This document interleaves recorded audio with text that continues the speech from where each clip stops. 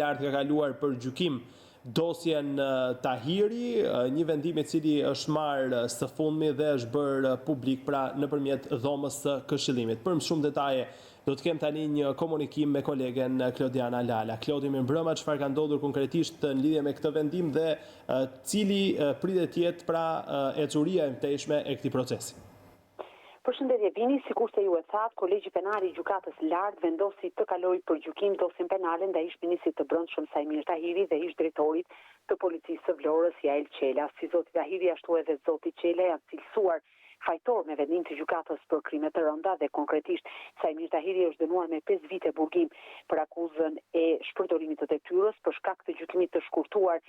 Ky dënim ju reduktuar në 3 vite e 4 muaj dhe më pas ju konvertuar në 3 vite shërbim prove. Gjithashtu gjykata asë kohe urdhëroi Sajmir Tahirin që për 3 vitet mos ushtronte funksione publike, ndërkohë Jael Qela u dënua me 5 vite burgim dhe për shkak të gjykimit të shkurtuar, ai u dënua me 3 vite e 4 muaj, por ndryshe nga zoti Tahiri, Jael Qela u urdhërua ta kryente të gjithë dënimin. Më pas në gjykatën e posaçme të apelit, ky vendim I shkallës së parë u prish dhe çështja u kthye për rigjykim, por ndryshe nga sa pritej që Sajmir Tahiri dhe Jael Qela do të pranonin të përballeshin me gjykatën e posaçme kundër korrupsionit dhe krimit të organizuar, në fakt të dy zgjodhen një rrugë tjetër që të drejtoheshin me rekurs gjykatës së lartë. Siç dihet, gjykata e lartë për një kohë të gjatë ka qëndruar jashtë funksionit për sa kohë nuk ka patur antar, pasi një pjesë e madhe e tyre u rrëzuan nga vetingu, ndërkohë antarë të tjerë dha ndërheqen për shkak të mbarimit të mandatit. Dhe për disa kohë kjo dosje qëndroi në sirtarët e gjykatës supreme, por me mbërritjen e 3 antarëve të parë në këtë gjykatë, dhe konkretisht zotin Sadushi, zotin Panda dhe zotin Pupe, ata të 3 vendosën të kishin prioritet disa nga çështjet të cilat ishin rikthyer nga apeli dhe që konsideroheshin prioritare për gjykatën supreme. Për këtë arsye, dosja Tahiri hyri në dhomën e Këshillimit sepse konsiderohej si çështje prioritare, për sa kohë që Jael Qela është duke kryer pas vetodorëzimin dënimin me burgim të dhënë nga gjykata e shkallës së parë, dhe në kushtet kur avokatët e Jael Qelës e kishin vënë në lëvizje gjykatën supreme, kjo e fundit u detyrua në fakt ta kalonte për gjykim çështjen penale. Duhet teksuar që vendimi I gjykatës së lartë do të jetë vendimtar për Sajmir Tahirin, pasi të gjitha gjasat janë që kjo çështje të mbyllet në gjykatën supreme në kuptimin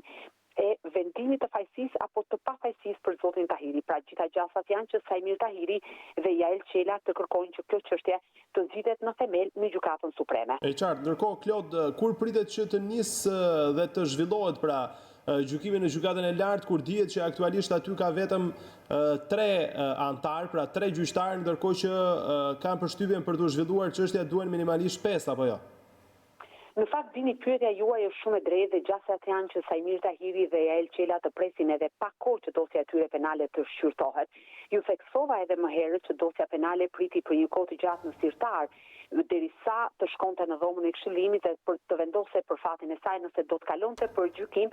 apo mund të rikthehej sërish në gjykatën e apelit të posaçëm, ku edhe të shqyrtojmë pas dhe të vendose për fatin e kësaj dosje. Në rastin konkret, gjasat janë që do duhet të presin 2 personat e dyshuar për veprën penale, sikurse pretendon SPAK-u, pra atë trafikimit të narkotikëve kryer në kuadër të grupit të strukturuar kriminal, sepse sikurse ju e thatë që dosja penale ndaj Sajmir Tahiri dhe Jael Qelës të shqyrtohet, do duhet që gjykata e lartë të plotësohet me 5 antar, pra të jetë një kolegj me 5 antar. Në këto kushte, kur Këshilli I Lartë Gjyqësor ende nuk ka emëruar antar të rinj të në gjykatën e lartë, dhe në kushtet kur kjo gjykatë vjen të funksionojë me 3 antar, gjasat janë që edhe për disa muaj kjo çështje të mbetet në sirtar pa u shqyrtuar plotësisht. Por në informacionet që News 24 disponon, rezulton se Këshilli I Lartë Gjyqësor është duke shqyrtuar disa kandidatura të gjyqtarëve të shkallëve më të ulta, të cilat plotësojnë kriteret për shkuar në gjykatën e lartë, dhe me mbritjen e tyre në gjykatën supreme, sigurisht që dosja e Sajmir Tahiri do të jetë në rangun dhe në listën atyre dosjeve që do shqyrtohet në mënyrë prioritare. Gjasat janë që antarët nga Këshilli I Lartë Gjyqësor të verifikohen dhe të dërgohen për emrim brenda një kohe të shkurtër, pra 1 apo 2 muaj, dhe më pas kjo çështje të kalojë për shqyrtim. Ndërkohë, nëse më lejoni, për të rikthyer edhe një herë dosjes Tahiri, hetimi për ish-ministrin e Brendshëm dhe ish-drejtorin e policisë së Vlorës, por edhe ish-zyrtar të tjerë të policisë nisi afro 2 vite e gjysmë më parë pas së goditjes në Itali të grupit të Mojsi Habilaj, ky i fundit një trafikant i njohur droge dhe i dënuar tashmë me vendim të formës së prerë nga drejtësia italiane. Ato kohë në mediat italiane dhe më pas në ato shqiptare rrodhën disa përgjime ku implikonin në mënyrë indirekte ish-ministrin e Brendshëm dhe mbi bazën e këtyre përgjimeve, por edhe materialeve të tjera të ardhura nga Italia, prokuroria për krime të rënda e kohës çeli një hetim penal ndaj ish-ministrit të Brendshëm dhe kërkoi arrestimin e tij, por nuk u lejua nga Kuvendi i Shqipërisë, pra u lejua vetëm kontrollin në banesën e Sajmir Tahirit. Më pas zoti Tahiri vendosi të linte mandatin e deputetit dhe të përballej me drejtsinë si një qytetar i tjerë dhe prej asaj kohe ka bërë një rrugtim të gjatë të përballjes me drejtësinë. Në shkallën e parë ai u cilësua fajtor, por ndryshe nga sa pretendonte prokuroria se zoti Tahiri kishte kryer trafik droge në kuadër të grupit të strukturuar kriminal, ose së ndryshe, sipas prokurorisë kishte favorizuar grupin kriminal Habilaj për të trafikuar tonelata hashash nga Shqipëria në drejtim të Italisë, në fakt gjykata për krime të rënda vendosi ta dënoi zotin Tahiri vetëm për akuzën e shpërdorimit të detyrës, vendimi i cili u gjeti padrejt nga ana e apelit të posaçëm. Për të njëjtën akuzë është dënuar edhe Jael Qela. Për të kujtuar edhe një zhvillim të fundit lidhet pikërisht me faktin që kreu i grupit kriminal Mojsi Habilaj, i cili ndodhej në arrest shtëpie në Itali, javët e fundit është arratisur nga arresti shtëpiak. Në fakt, dëshmia e Mojsi Habilajt mund të konsiderojë kyçe për ecurinë dhe fatin e dosjes së Sajmir Tahirit, por në kushtet kur ai është arratisur tashmë gjasa që të ketë drejtësia shqiptare dëshminë e tij janë thuajse zero. Duhet tekstuar ndërkohë që Mojsi Habilaj është duke u përballur krahas dënimit penal që ka marrë në Itali edhe me drejtësinë shqiptare dhe konkretisht me gjykatën e posaçme kundër korrupsionit dhe krimit të organizuar, e cila po zhvillon një proces në mungesë të tij dhe të disa anëtarëve të tjerë të grupit Habilaj, ku dyshohen për akuzën e trafikut të drogës kryer në kuadër të grupit të strukturuar kriminal.